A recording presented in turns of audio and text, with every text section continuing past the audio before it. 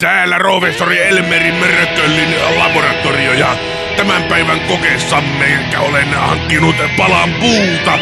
Ja palaan puuhun liittänyt 6 kappaletta plutoniumilla käsiteltyjä rautalangan pätkiä. Kollegani Esko Mörköllin kanssa, saman niminen mies. Tutkimme mitä tapahtuu ja herran soikoon. Sehän rupes soimaan.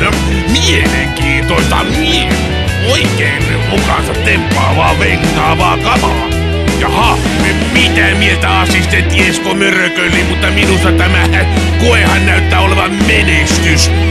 Mikähän tämä voisi olla nimeltään? Puunpalanen ja 6 rautalangan pätkää ja taas mennään. Uupi-nuupi on aivan pakko ruveta laulamaan saman aikaan. Uupi-nuupi, oi uupi-nuupi, uupi-nuupi, ei oo uupi-nuupi. Oi. Ja no niin. Saanen kertoa herra Elmeri Mörkölli professori, että kokonsa puolestahan tämä voisi olla sähkökäyttöinen rautalapio. Mitä mieltä on? Pakko vengaa! Svengaa!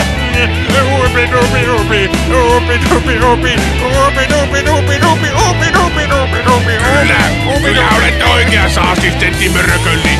Niin, rock. Jotenkin tuntuu oikealta laulaa tähän rock. Ja rock. Mitä se tarkoittaa, en minä ymmärrä. Kyllä, herra professori Mörkölli, minusta tuntuu, että olemme tehneet mullistavan keksinnön. Tämä sähköinen rautalapio on erittäin toimiva ja taas mennään! Upi! Kyllä.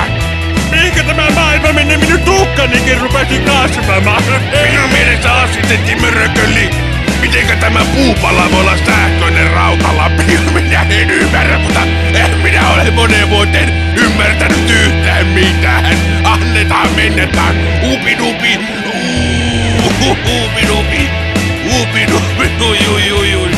Ja täällä professori Esko Mörkölli ja assistentti Elmeri Mörkölli, vai kummin päin se oli? Laboratoriossa hyvät illanjatkot ja kuulemiin. Upi-nupi.